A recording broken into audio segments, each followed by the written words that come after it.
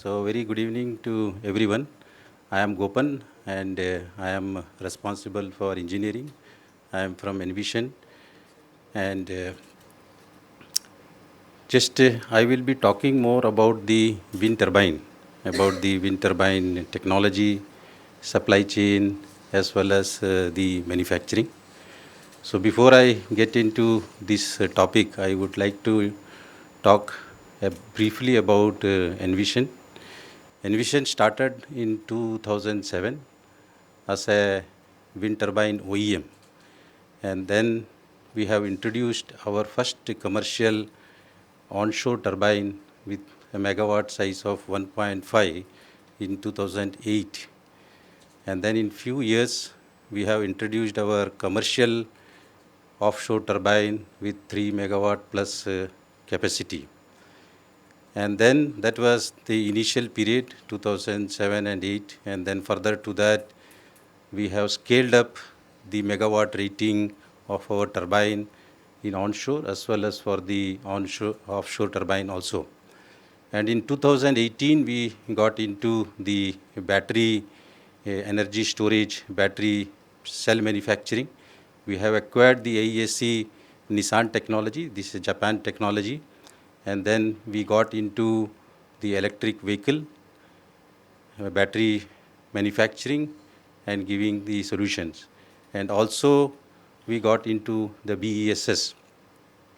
So when we talk about BESS, the complete value chain, we are providing the solutions, complete turnkey solution, right from the manufacturing of the cell to the pack, rack, DC skid, and then AC skid, and the complete solution with SCADA and EMS. Then we have another vertical, which is more of the digital solution. So we have a very advanced digital solutions, innovative solutions, and Envision Digital headquarter is in Singapore, and we provide solution with respect to energy management system, SCADA, condition monitoring system, the energy asset management tool, optimization tool. So this is the digital vertical of the Envision organization. And also we are OEM for electrolyzer, hydrogen electrolyzer, and we give the complete turnkey solution. So this is how Envision is set up. So Envision provides a competitive solution in generating the electron, in generating the molecule, and storing this electron and at a competitive pricing. And also we have a digital arm which puts it all together and integrate it well for the efficiency. So that is what Envision is. Now let me just focus only on the wind side. So as I said that 2007 we started, 2008 we have introduced onshore and then offshore, and currently if you see we have 7+ megawatt of the onshore turbine, and we are in the developing stage for 10 megawatt with a rotor diameter of 200 meter. Now the current rotor diameter is like 192 rotor diameter, and then we have hub height like 140 to 160, and then we are developing 190 also as a prototype. So that's the way we are progressing with the wind. And as I said that for the offshore also, now we have 8.5 megawatt offshore turbine with a rotor diameter of 226 meter, and 14 megawatt we have recently, a year back, we have installed a prototype with 252 meter rotor diameter. So that's the way we are progressing. When it comes to India, we started in India in 2016, and we have introduced our first turbine configuration model, which is 131 rotor diameter with 2.5 megawatt. And we have installed 93 machines in Gujarat, which is totaling to allow 250 megawatt in capacity, wind farm capacity. And then in 2021, we have introduced 156 rotor diameter with 3.3 megawatt machine, and almost close to 1000 megawatt is already installed in different states. And in 2022, we have got the market, the highest market share in India almost close to 45+% of the market share with this particular product, 3.3 megawatt, which is with a rotor diameter of 156 and the tower height is 140 meter. So we are providing like tubular steel tower for this wind turbine, and we are also working on the hybrid concrete tower also to give to reduce the LCOE and to be more competitive. So with this model, if you ask me, in 2022 we had the biggest market share in India, and in 2023 also we are heading towards that, close to 40 plus percentage of market share with this model. And then currently we stand at a confirmed order of almost 4.8 gigawatt, that is 4,800 megawatt. And very soon we see that with the pipeline we will reach 5,000 megawatt by this year itself. So that's the way we are progressing. We have our manufacturing setup in Pune, the nacelle and hub manufacturing assembly, and then we have the blade manufacturing plant in Trichy. So on the wind side, currently now someone can ask me how come we could able to get this much market share. The only reason is that the product gives a lowest LCOE. That is one of the best offerings which we give to our customers, and we see to that how their business case has this certainty, and then our product technology and the quality part is also ensured with the certification and whatever test is required for the lifespan of 25 years. So that's the way the product is. Okay. So if you go to the first slide, yeah, maybe the next slide, please. So what we see is that the wind installation capacity globally has reached 1 terawatt, which is almost 1,000 gigawatt, and that we have achieved in 2023, and that took almost 4 decades. And what we see is that the way the installations are happening across the globe, across the country, because of various reasons, we will touch 2 gigawatt maybe in a very less period by 2030. That's the estimate we are seeing. And we in India also we have an aggressive target of achieving 140 gigawatt from wind itself. Definitely more renewable with respect to solar or the wind is catching up, and more installation is happening. There are various reasons. It is the demand of the power because to match with the economic growth trajectory, and for the energy security, this is also an important requirement. And definitely on the climate goals, whether it is decarbonization, whether it is achieving the climate goals of each and every country, which they have put it across to achieve the net zero targets, it is a must, it is a requirement.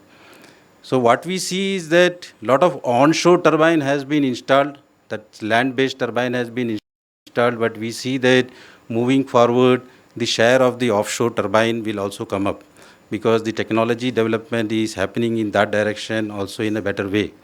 And the LCOE part is also looking good. We have the fixed offshore turbine, we have the floating offshore turbine, so different configurations are available depending upon the depth of the sea. So we need to do proper assessment accordingly to take a decision.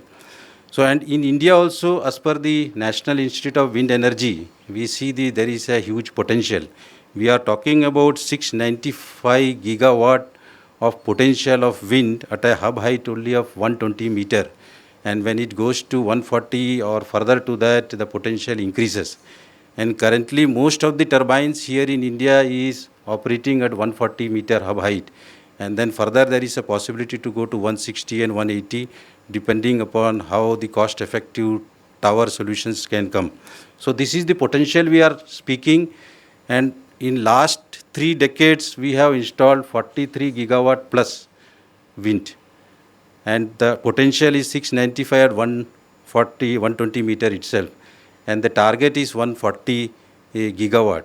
So in 3 decades, we have installed 43 gigawatt, and then we have to achieve in 7 to 8 years 140. So definitely there is a huge challenge, and then definitely we need to have the right turbine.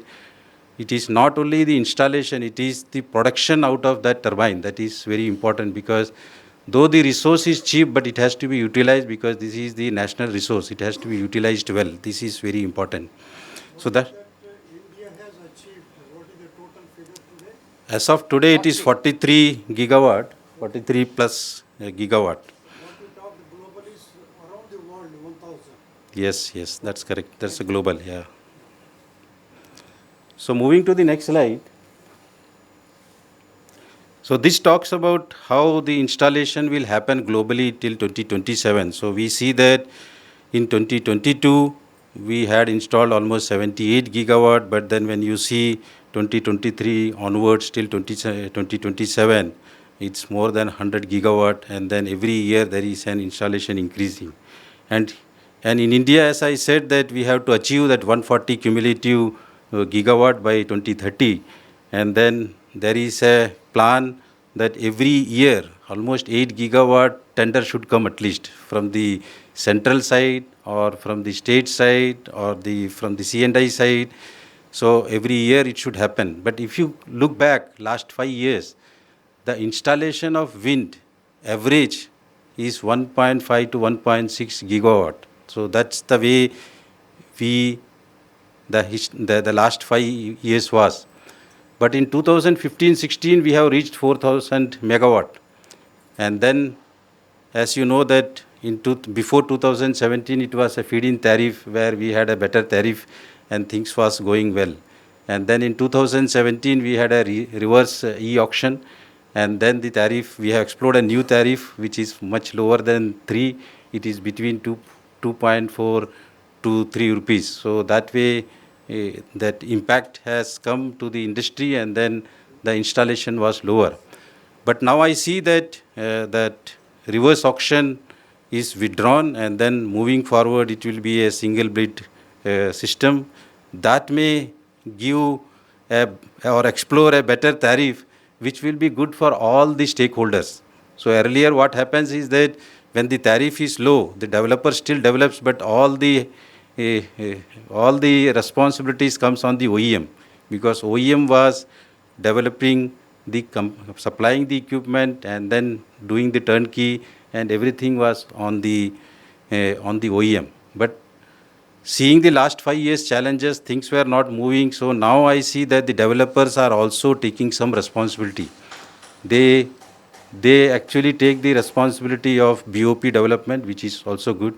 So supplier, as an OEM, we are good at equipment supply, so we give the equipment. So that way, things are taking a better shape. So I see that future is good. I see that in 2022, the installation has increased to 1.6, 1.7 gigawatt.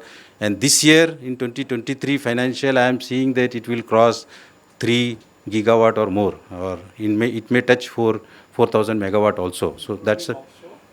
No, this is only onshore. Offshore, we have time. Offshore, you might be knowing that the first policy came in 2015, and now we are in the 8th year, but things are rolling now. We are talking about a tender which will come this year for the seabed lease, and then 1 gigawatt tender for maybe 500 megawatt for Tamil Nadu and 500 megawatt for Gujarat will come.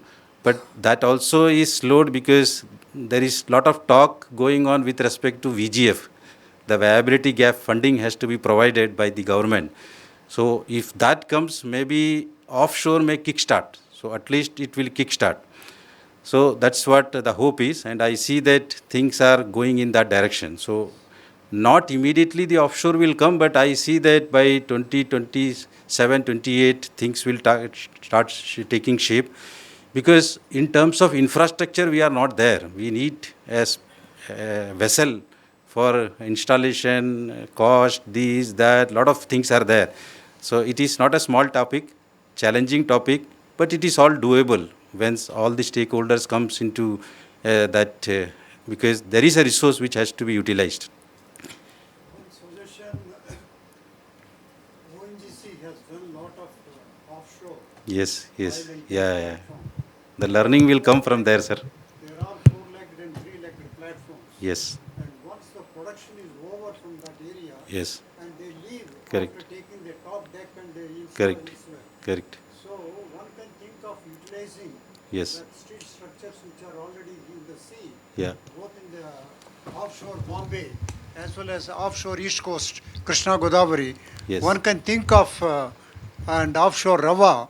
These are all the fields ONGC has developed. You're very right, well. sir. The fields are going. In any case, way back 2006, ONGC had a board mandate to set up offshore wind. So you can always go back to that and ask them that this is the best utilization. Yeah. What Prasad Saab is mentioning for all those ready platforms, It is so to say. economical for you people from Yes. the wind side to Yeah. take the lead so that those oil companies will not divert their attention. Agree. Yes. Agree. Yeah. We are in discussion with some of the Yeah. players like that. You start writing to them already. Yes, please. Yeah. So next slide, please.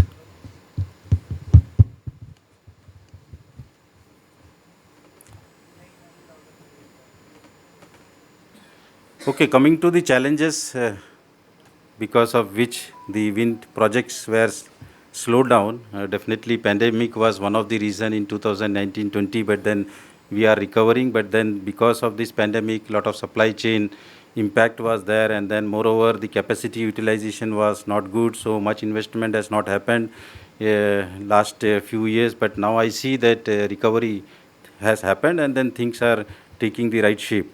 And then, as I said, that low bid tariff was also one of the concerns there. Supply chain, product quality was also the topic at some point of time, and then it is improving now. But definitely, a local supply chain is required. Unless until we have a local supply chain, getting imported these stuffs, big components, logistic cost, handling risk, all these things are there. So a local Mr. supply. Gopan, Yes, you have given the background in the beginning, and I think you're very fair in listing out candidly the reasons. I think it would help us if you can list out what, in your practical view, are the measures that need to be taken. Cost-effective manner, keeping in view affordability, saleability of power. You see, at a cost which is the grid can afford, the consumer can afford. If you give those kind of solutions, pass them on to Dr. Garg, we'll see if we can give them on to MNRE. Okay? so basically, you are talking about LCOE, where the LCOE has to come down. Like if you go to, I have some slides with respect to that also. Yeah, let's come quickly to that. Yeah. Let's come to the pith of the matter. Okay, let's move What to the next you- slide.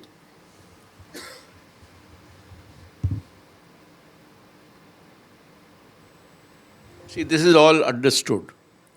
Yeah. So we can move to the next slide. Yeah.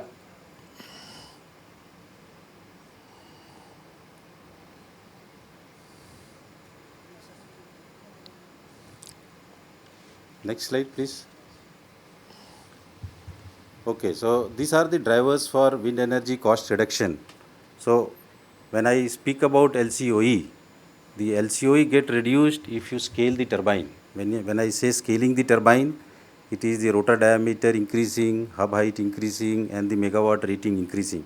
So that is. Tell me one thing with this increase in frequent tornadoes or increasing the hub height as you are proposing. I understand the physics behind it. But what is your take that how safe it would be? The atmosphere is getting more and more disturbed. Turbulent. It is getting very turbulent, unpredictable, and for squalls. Yeah, That good is your thing. And I would say that, you see, unfortunately, I hope the situation is changing. Aura class 1 sites got populated by low efficiency generators. Now, which used to be called R&M in the thermal power sector. Now, is there a possibility of plan to move into removing all the inefficient turbines, setting a certain benchmark that there can be no efficiency lower than this? Understood. And if we were to go in for a plan, whether it is bankable, and affordable for the country. So if you can move on quickly So to it's that two kind questions. of So see debate. now, when you speak about, because we have different wind class. Class 1 is like 10 meter per second and above. Class 2 is like 8.5 meter per second and above. Class 3 is 7.5 meter per second and above. Class 4 is 6 or 6.5. Do you know now we have at 140 meter, the wind speed, the average wind speed range from 7.5 to 6.5 only. So we are in class 3 or class 4. We have class 1 and class 2, which is all occupied in different location in Gujarat or in Tamil Nadu with a smaller capacity turbine. Now there is something talk going on repowering, and things are not taking shape. So unless until the repowering things comes up, if you ask me, the turbines which is operational last 20-25 years, it has completed its lifespan also. But what is happening is that here the government or the policy or the wind farm owner, they should come together and see some possibility there, so that it is good for them also and for the industry and utilizing the national resource effectively. If you ask me, this is what it has to be done. But it will take shape. It looks like that because some discussion is happening. If repowering happens, definitely this efficient machine has to go there, because if you see the capacity utilization factor of those machine may be like 20% or 15%. But currently, if you ask me, the capacity utilization factor of our machine is like, if you ask me, 40 to 45%. If I get an average wind speed of 7 meter per second, I will give you capacity utilization of 40%. Mr. Gopan, you see, one suggestion I can give is, you would have already thought of it. You remove the inefficient machines. You replace them with efficient ones, but they will be having some bank loans to repay. Now, you have to safeguard that financial interest, take over that liability of repayment, finish off those things. That may not be a very large liability. Look to government if something, and negotiate with the financing institutions. If they can reduce their demand and get on to this new progressive thing. It has to be a consolidated effort, financial and technical, and with a long-term perspective. But the tariff must be affordable. Yeah. You can't say that you want 10 rupees a unit. No, see, you are correct. But I can tell you, as an Envision, we are in the OEM space. We are into the equipment supply. We are not in the developer or the IPP.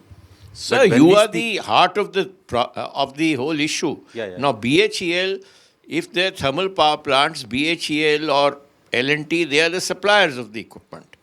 And you have to move. It's not the other fellows will not move. Yeah. So what we do is that when we speak to our customer, we communicate that this is a very efficient machine, and then you should look for the repowering and all these things. Whatever best. Now, in our case, if I want to develop a turbine for whatever the wind condition is there, it takes 1.5 years for me, nothing more than that. Now, when you asked about this cyclone, storm, see, this all technology we have, anti-cyclone technology, all these things, whatever these things come, whatever cyclone has come just now also and then some years back, our machines were operational. We kept it operational. When the wind speed goes beyond 20 meter per second, then only it will stop, and then it has that sensing that it will stop in such a way that it will not be in the cyclonic, the turbulence zone. Because when the cyclone comes, it will come in different direction, but then it will set it at that time so that the sudden gust it will withstand. And this turbine technology has matured in so higher level. Even the loads are more because of the turbulence, or because of the loads are more, or if the gust comes, it can sense and accordingly derate the turbine so that the loading is maintained and the life of the turbine can be maintained. So this is the way that development has happened. So there is a good solution, It's a matured technology. Further progress is happening with respect to LCOE reduction, controls, and all these things. Talking about predictive maintenance. Nowadays, if you ask me, the machine life is 25 years, and we are talking about extending to 30 years. This is the way things are going. And what we see is that we have the condition monitoring system in our turbine. It senses all the vibrations, and then continuously it is fed into a digital twin model for each of the turbine which we are supplying to across the world. All this data goes to the digital twin, the real-time data, and this digital twin has the physics-based simulation model also, which considers that, and then it can predict the issues, if any issues are coming in the gearbox level or on the pitch system or something like that, and immediate actions can be taken. So that's the way the things has progressed in the wind technology. And as So if we can, another 5 minutes? Yes, Please. Okay. So next slide, please.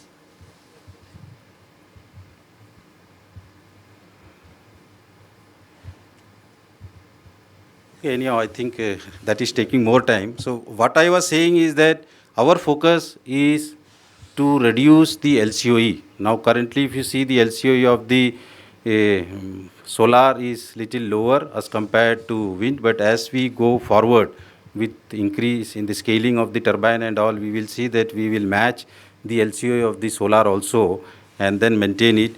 And that the good part is that the life can be extended till 30 years with this technology improvement and then monitoring and control and predictive maintenance. And apart from that, when the turbines are developed, it is suitable for the grid connection, because that is very important, whether it is with respect to the reactive power requirement, whether it is with respect to the frequency related topic, power quality related topic, anything. So that's the way it has progressed. And now, as you asked one question, that if the turbine scales up, definitely there is a risk. That's the understanding, means a layman's questions. But when you ask me, when we do a design, whether it is a smaller scale, because when we say that if you want to do big scale, at least in the smaller scale, we should demonstrate everything and do the study, simulation, everything we should do. Then we graduate slowly into a bigger scale. So that graduation has happened over a period. Now if you see last 30 years, we are installing turbine here. Now last 4-5 years, we are still talking about 2 to 3 megawatt only. So we have not progressed immediately like 2 megawatt to 5 megawatt to 10 megawatt like that. It has gone in a very step by step, and then with lot of installation. Now Envision as a company started in 2007, 2008, the first commercial product was launched. In 15 years, Envision has installed 50 gigawatt of installation across the world. 50 gigawatt. And in India, in last 3 decades, it is 43 gigawatt. So one company itself across the world, when I say across the world, means these turbines are designed not only for this tropical climate, for low minus degree and cyclonic, all these conditions on offshore and onshore also. So that's the way we have progressed. And in another 2 to 3 years, as per our pipeline, we will install another 30 gigawatts. So we will be having 80 gigawatt installation in next 3 years. So that's the way we have progressed. So what I am saying that risk mitigation is important, and design should take care that part. Design. When we do the design, after the design for each component, we do the testing also, whether it is gearbox, generator, converter, in the component level, in the subsystem level, in the drivetrain level. All the drivetrains we will put it together and do the testing. So that's the test we do it. After the testing, we put a turbine also, full turbine, and then for 1 year we do the testing on the loads test, performance test. There are list of tests. After that, we get the certification from a third party, whether it is DNV, GL or any TUV or UL or anything like that. And then the learning which we got, as I was telling, that we have a digital twin model for each of the model which we supply in the market. And then all this database is there, real-time study we do it, and then we, whatever lessons learned we have, so that we will incorporate in the design so that further things will not The similar Point things should not taken, come sir. up. Let's move on. Let's come to the pith of it and conclude because we've got to run this session out. Okay, next now. slide.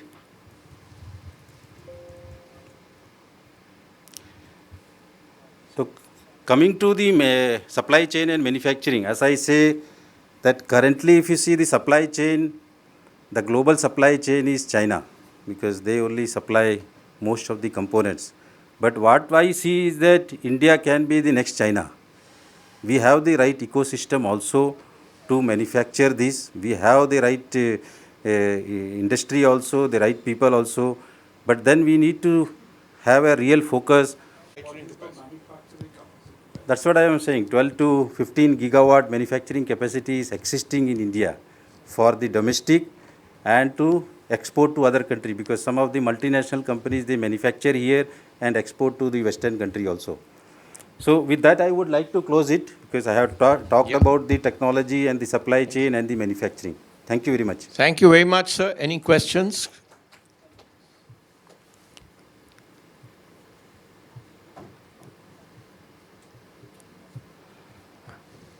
I think it's been a very comprehensive discussion. Thank you. Thank you. Had to do a solo performance, but very useful. But I think we've got to look at a pragmatic way forward. And as I suggested, that if you've got to replace the class 1 sites, they're your gold. You have to remove the existing ones, pay off their liabilities, and install the new thing. Get the inefficient machines out of the way. But that can only happen if you take over the pending liabilities. That's correct. So look forward to more of you. Thank you. Thank you. Thank you, Best of luck, sir. Thank you.